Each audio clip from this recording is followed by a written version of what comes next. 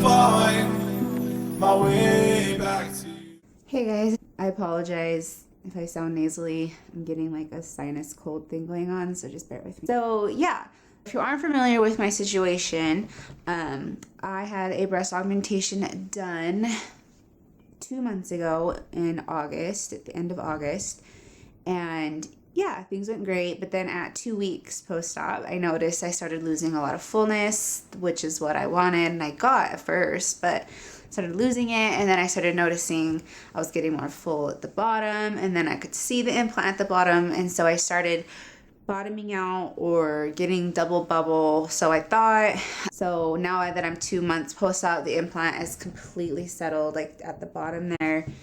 I went and got second, third, and fourth opinions as far as what I should do to get it done, if I should have had a lift done, things like that. Basically, according to my surgeon, what's happening though is just the implant that I chose, the diameter is just too small, or for whatever reason, that might not even be the full reason, but for whatever reason, my body didn't heal fast enough, didn't create a scarring around the pocket there fast enough, and so the implant settled too low. To clear up the confusion of scarring, capsular contracture is bad, but just creating a capsule is good. That's what your body naturally does. It's a foreign object inside of your body. Your body is going to naturally scar around it. That's just what your body does. What capsular contracture though is when there's too much scarring and you're getting hardening and things like that, just to clear that up. Okay, so anyway, I just wanted to update you guys on my appointment with Dr. Pledger. So I set up an appointment on the 10th, which was 2 days ago, I believe, just to get finalized plans, let him know that I got more second opinions or like third and fourth opinions, and that they suggested doing the lift, and I just wanted to make sure that he was okay with that, to kind of get a game plan, prices, things like that. I got a lot of opinions saying that I needed to do the lift, so I went in expecting to have my surgeon just agree, and we would set a date and we would just go from there. Happy days, finally a light at the end of the tunnel. But that's not what happened. So I told him about the second opinions. He was kind of at a battle with himself for a good 15 minutes, thinking that I didn't need it, but saying if the other surgeons were suggesting it, maybe I should. And so finally he kind of agreed to it, but still seemed weird about it. His thing is that, just according to my nipple to breastfeed ratio, I do not need a lift. I don't. My nipple does not sit low. My breasts do not sag. When I'm just standing there, my breasts don't touch my stomach at all. They sit up off my body. They do. I don't have saggy breasts. So even if I were to slip this down, like, all the support is off. As you can see, this is still where I sit, even with no support. Nips here. So anyways, I just have a lot of extra surrounding tissue, and where I want the position that I want them in, I feel like I need the lift to do that, because just putting in big implants is going to create still that lower look with huge boobs. I already have huge boobs. I don't want bigger boobs. Anyway, so I went in to get prices on it. The finance lady walked in and she sat down, and she goes, so if you're really set on doing the lift, Pledger will not do it.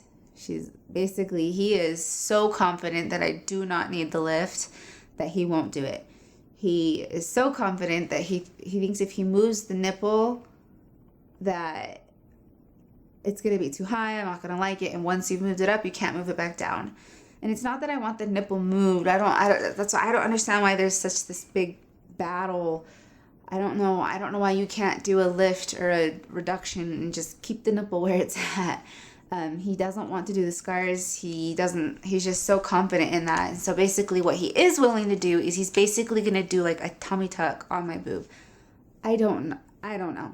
I tried to ask the lady, and she's like, I don't know. I know it's scary. Because when she said that, I was just like, come again? What? So what he will do, it's called a restricted lift.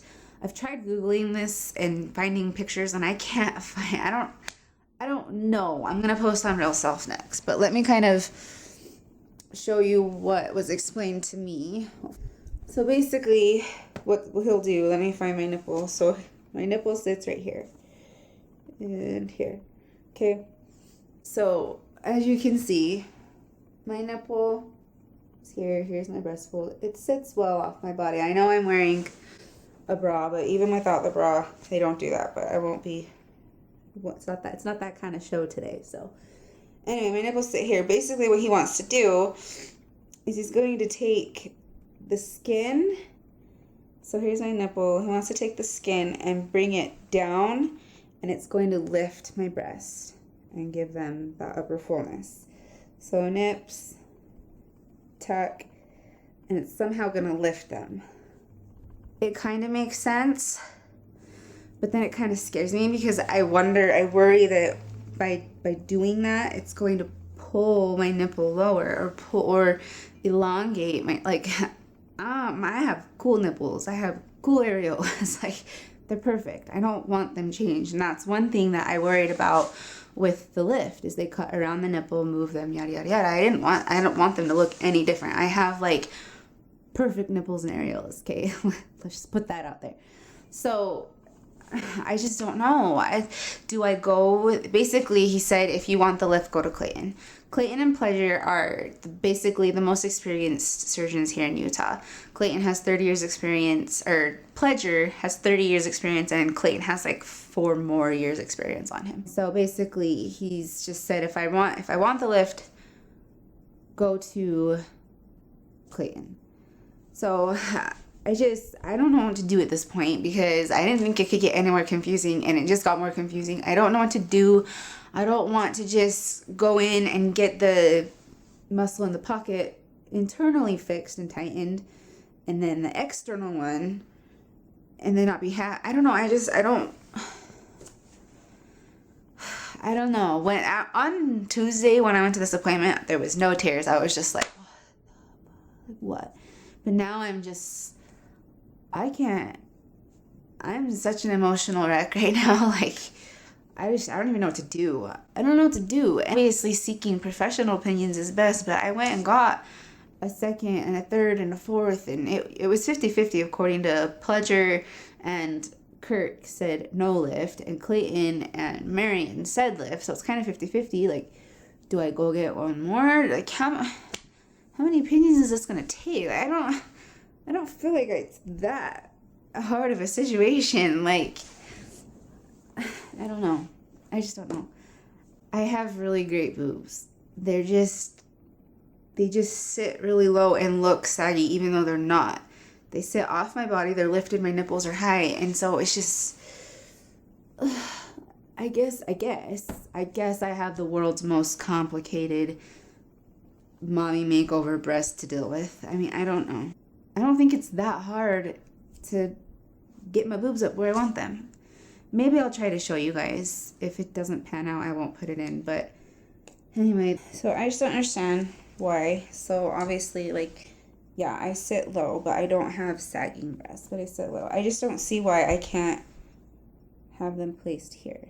Like, I just don't understand why that isn't possible for my body. Obviously, a lift would be required. That's where we're at. I have no freaking idea what I'm going to do. The hope was to get the surgery done by like the first week or two in December to avoid Christmas. But I just don't even know. The cost keeps adding up, and if we have to go with Clayton, it's going to be like $7,000. My initial surgery was only $4,000. So it's going to be $7,000 on top of the $4,000. Like,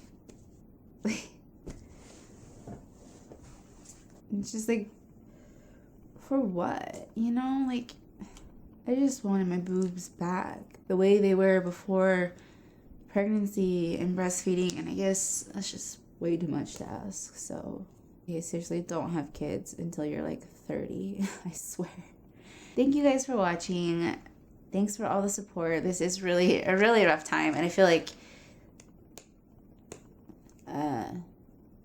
let's just say finding support online is my best option right now. So Anyway, please give this video a thumbs up, even though it sucks, but give the video a thumbs up because it really helps support my channel.